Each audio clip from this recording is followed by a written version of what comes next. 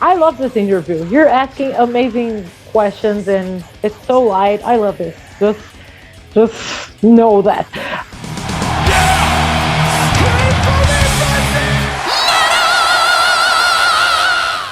Hey everyone, welcome to the channel. I'm Belgian Jasper. If this is your first time to the channel, hit subscribe right now. Former Nervosa members Luana and Fernanda have been working on their new project called Crypta. This new death metal band is now ready to kick some serious ass. I had an extremely engaging conversation with Fernanda to learn all about the new album and what the band has in store for us.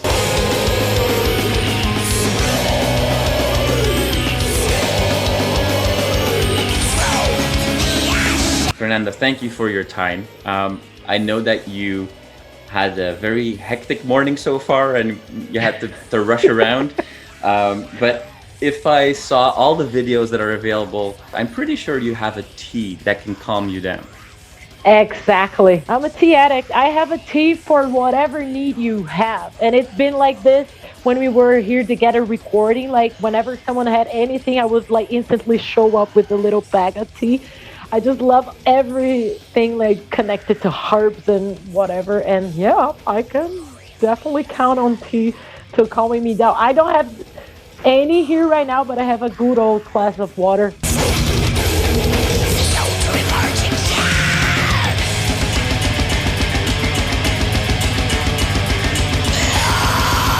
Let's say I do like the sweet leaf. Nice Black Sabbath reference there. Actually, I know that just to get going straight away, I know you have a beautiful Black Sabbath tattoo on your upper arm. I think you also have a Slayer on your fist. I do. Oh my God, you memorized all of them. Yeah. Here it is. So Black there you Sabbath. go. Black Sabbath, Ozzy or Dio? That's tough. I don't really like that because to me it's like two different bands, like two completely different words. Because like Ozzy is that one special thing that, you know, like. But Dio is also amazing. So to me, I consider like two different bands. I can't tell. I hate to just make the connection between your tattoos and the new album. I mean, we can't talk about your tattoos without talking about King Diamond. You have a massive tattoo of King Diamond on, if I'm not mistaken, your left leg. And then you guys were recording in a studio that King Diamond also recorded. And you were pretty excited about that. Exactly. Definitely excited. I mean, not only the studio we recorded is like one of the best ones here in Brazil. And, you know, like we know the staff, so we kind of feel like home in there. But also it got this extra, you know, like King Diamond was there. And I'm crazy about King Diamond, like really, like Merciful Fate, King Diamond. Please don't ask me to decide between any of them, please.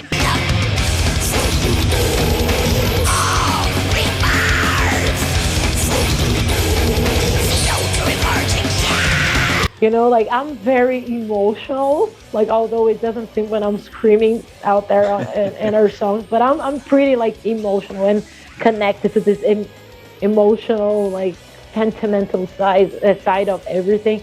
And to me, it's actually really inspiring that King Diamond was there. It's like, okay, like we were both here. I don't know, somehow it was just inspiring. And to know that I didn't remember that when we actually booked the studio.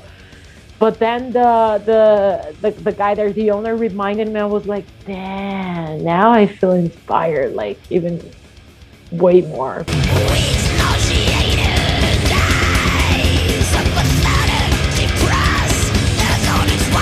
The two songs released so far, a lot of people calling out Morbid Angel references, and they're definitely true. Although your singing style has a bit more of a blackened vibe to it.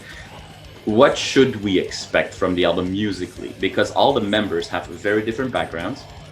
Exactly. And the two songs that were released were pretty straightforward death metal, or a little blackened death metal.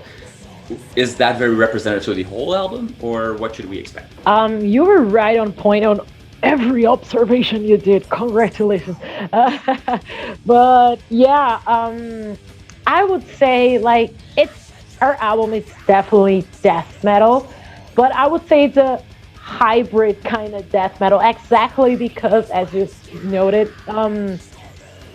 we all have like way different influences, you know, not only outside death metal, because we know like we have like other preferences and everything, but when it comes to death metal, we're still like pretty diverse when it comes to our taste. As for me, for example, I like it raw. I like it raw and aggressive and straight to your face, and you can notice that on Starvation, which is like the majority of the riffs are written by me in there. So that's the kind of death metal I like, and I'm really inspired by, you know, like old school Florida death metal. You know, like all the, that's why you can notice like some Morbid Angel going on in there. It's definitely, I want you to notice there, you know.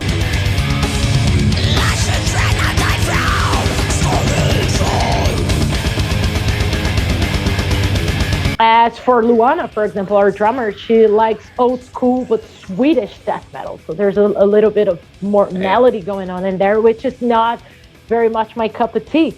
But then there's like the guitarists, Tainá, for example, she's highly influenced by Death, and mainly like Andy LaRocque when he played Death, and also like lots of King Diamond and everything. So, and you can notice it there. And Sonia she's the master queen of like epic melodies, and you know, like, so I think when you blend it all, this very different like influences, you have what Crypta has to offer in the album, which is like a hybrid death metal. I honestly can't label. Like, I know people have been labeling as like blackened death metal because it kind of sounds like that when you have like blast beats and my high-pitched vocals.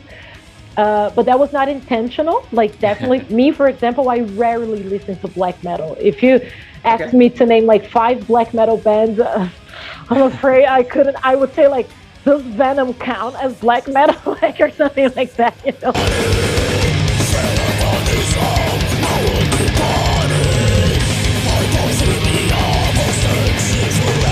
If it sounds death metal, black metal a little bit, it's fine, but it's not a black metal band. It's still death metal, and that's what we want to focus on. But when you listen to the album, you definitely can't label it, like, because you're gonna listen to a little bit of Swedish death metal, and then a little bit of Cannibal Corpse in there, and then a little bit of Cradle of Filth, like people are saying, which I was really surprised about. So yeah, there's gonna be, and then there's gonna come like this purely heavy metal solo in the middle of chaos. So yeah, I think our album is the exact mirror of, or a reflection of what we all are and our tastes are. And I kind of love this because it ended up being like a very diverse album. There's gonna be a little bit of From the Ashes, there's gonna be a little bit of Starvation, but there's gonna be other stuff. All right.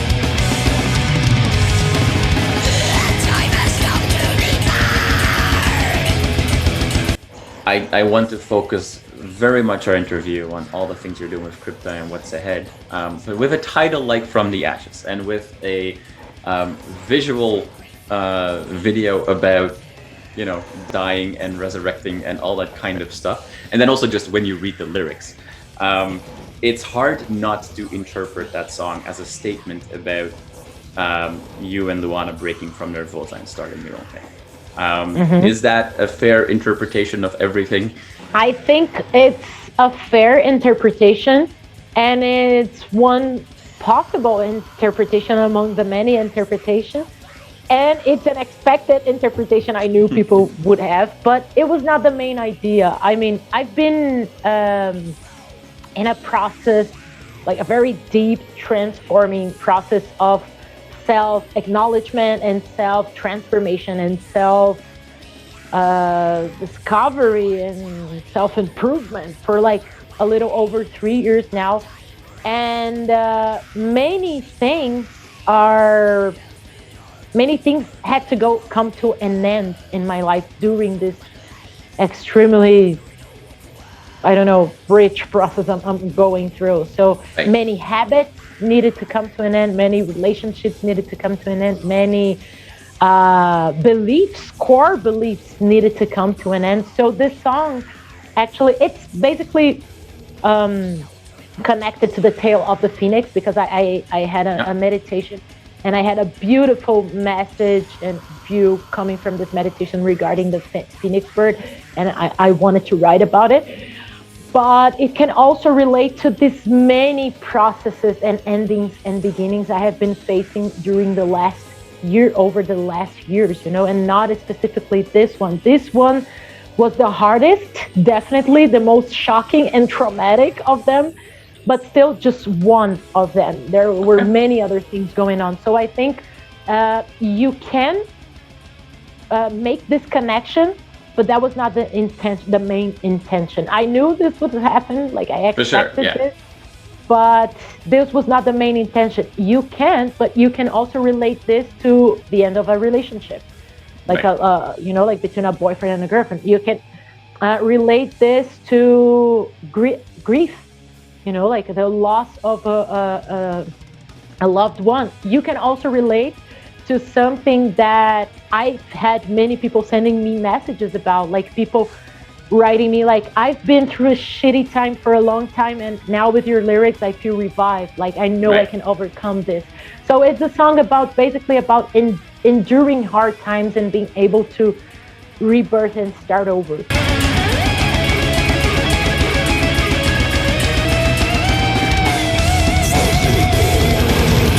In the, obviously in the video talking about rebirth, you guys are pulling your own coffins, and you went through, staging your own death, which I'm sure is a confrontational experience.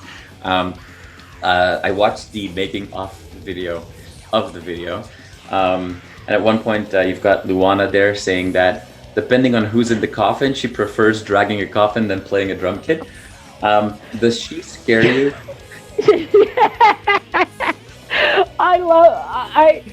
There's one comment that was there among the comments on the making of that talked strictly about that scene, and it kind of represents me. It was something like that. Oh, Luana is a straight out psycho, and I love that. So she's my little psycho. I love. Luana has this dark humor, and we have a lot of fun with this, of course. But she's an extremely loving person. Like we all, of course, it's under a shell there, but she's such a loving person. We can have like many lighthearted conversations, and we're so much close friends. Like we're there for each other no matter what. But she does indeed has this dark humor.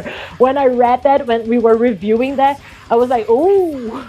And then she didn't even mention that when she saw it. She was like, oh man, I love this making of. It looks so cool. Approved for me. And I was like, okay.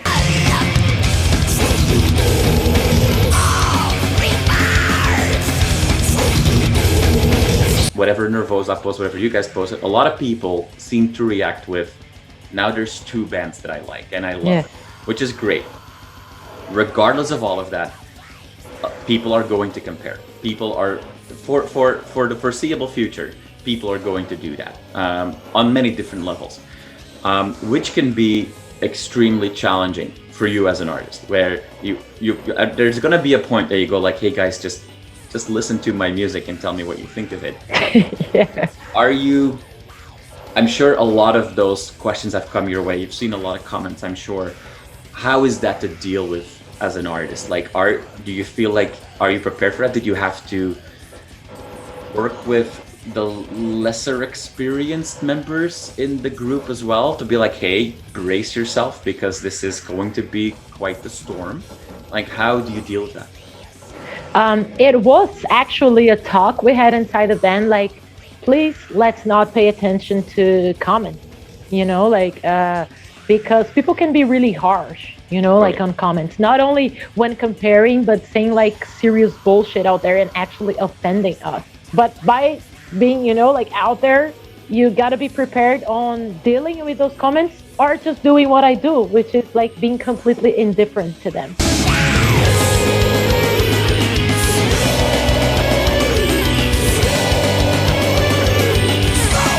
What I hear now is nothing compared to what I used to hear when we started with Nervosa. It was way worse back then. So to me nowadays, this is not a big deal. Sometimes because I have anxiety, and like pathological anxiety. And there are days you're not feeling well, and on these days I avoid seeing comments so I don't feel down. So there's a work, like I need to do to protect my sanity and mental health. But I usually, when I'm in a good state, I usually just don't give a fuck. I even read, and sometimes I'll just like point my finger to the screen and go fuck yourself. Like when I see a comment, I'll just release it by saying, that's what you think. Come on, and just keep scrolling. Yeah. So that's how I basically deal with that, with like indifference. I'll always I read like some comments, and because I like to see like people's perspective on this, but perspectives that really matter, sure. Like I thought, like constructive opinions, like we can always learn from what people are saying, like people that want us well but still are opposed to what we're presenting there, which is normal, like, but you can always learn. But this offenses, like people just cursing us or saying whatever, or, like talking about our looks or whatever, I'll just ignore them.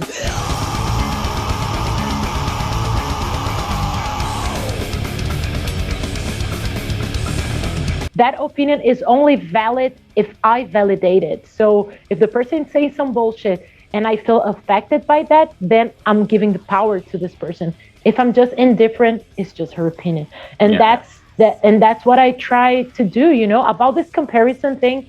To me, it's really toxic. It doesn't bring any good to the metal scene or anything. It's ridiculous in my opinion, because it's two different genres, and it's the band I've worked my ass off to build for nearly 10 years. So if I'm competing with them, I'm in certain way competing with the job I did for 10 years. So to me, it doesn't make sense in my head that I'm competing like in a competition with something that I had a contribution to being there against. Yeah. So to me, it doesn't make any sense.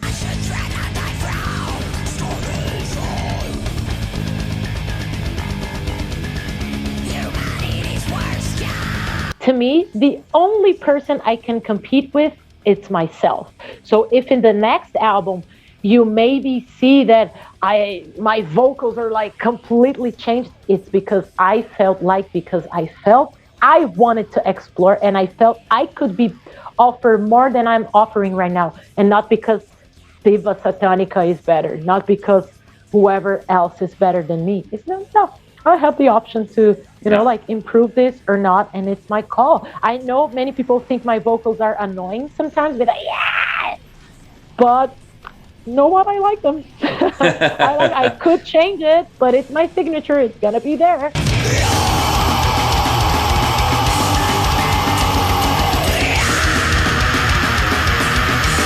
With Nervosa, we stood up for stuff and for ourselves, and one thing that I always appreciated about, your previous albums is, from a lyrical perspective, there was always at least that one song that was really, standing up for people that couldn't stand up for themselves, for victims of abuse. Sometimes it was very on the nose, sometimes it was a little bit more subtle, but that was always a key theme, it seemed, lyrically. We only heard 2 songs so far, and, we know that we can interpret them in different ways. Are these kinds of lyrical themes what we should expect for Crypta as well? What, you shared that it's going to be a very diverse sounding album, but what about the stories that you'll be telling? I love this interview. You're asking amazing questions, and it's so light. I love this. Just know that. With actually, to me, like, and some, at least from lyrics that came from me, I quite never wanted to be any subtle, but I get it. It's just because like, whoever knows me, I'm a social activist. Like, I'm a social being. I'm always like, during the pandemic, I paid the rent for people who were like fired here on my street. I monthly donate clothes and organize like food donations. And last week I'm always involved in stuff. Like, always. That's who I am. That's what I believe. And I believe in a fair world, and I will express that wherever. To me, art is one very important tool of expression. You know, like you can express whatever, and you can also express something that is a core belief that you have, which for me is the social thing. Like, you know, like it's something, this protesting, it's something natural to me. And that was a dilemma to me when coming to write death metal, because, you know, like we know how usually death metal is and the lyrical content and everything. And I was like, okay, I'll not talk about like demons and stuff like that because I don't want to, but I'll try to connect every song to death in a certain way, because we're playing death metal. So in Kali, you have the death of the ego, and from the ashes, you have the death of a cycle. In Death Arcana, you have the death of something that's not making you good. And, you know, like, so every song is connected to death in a certain way. And I thought, yeah, I'll just write about this darkest psychological aspects and everything, and it's gonna be cool. And I started writing, but then when I got like to half of the album written, I was like, damn, I kind of miss writing, you know, like a little protest song here and there. And but I know, you know, like it would be hard to fit this to the genre, because in thrash metal I had more freedom on doing that, because, you know, like, although people might have forgotten a little bit about that, thrash metal was always critical, you know, like it's always critical against the system and stuff like that. So it was more comfortable to me to actually express that. But in death metal, I thought it might be tricky. Let's see how am I gonna do it? And I could fit that in some ways. Starvation is a good example with that, because it is a protest song. It's a protest song against the system that systematically starve people to death. You know, we could feed everyone in this planet. Everyone in this planet, there is a chance that everyone in this planet could go to bed with their stomach full, but the system doesn't allow to. So it's a protest song, but it's in a more poetic and philosophical way.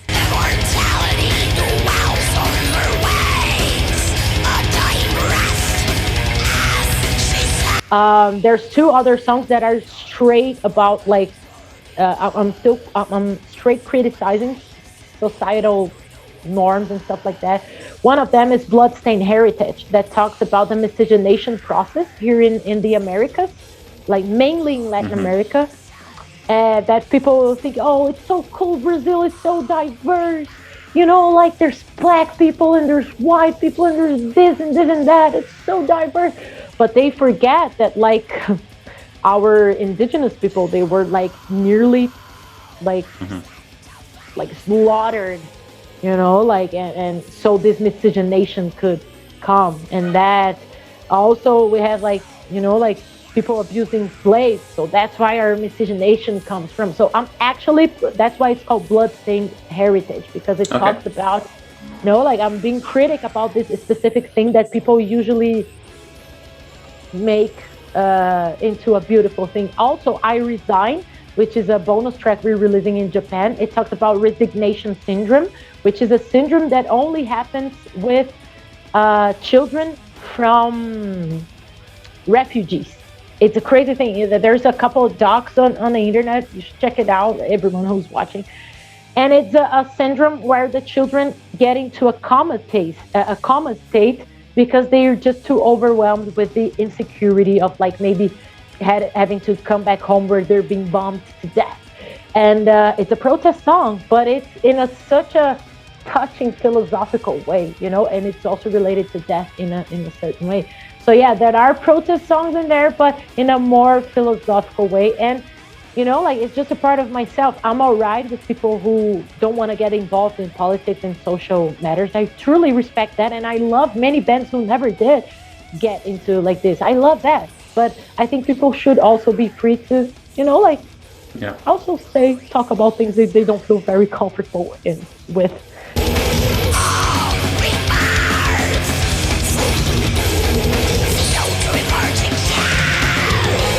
I could ask you a million more questions, and I think that you and I could talk for hours and hours more, but I do know that your deadline is coming up fast. So we'll start to wrap it up real quick. Thank you so much for your time. I wish you all the best with the release. We can do 2 more questions. Come on. Let's do it.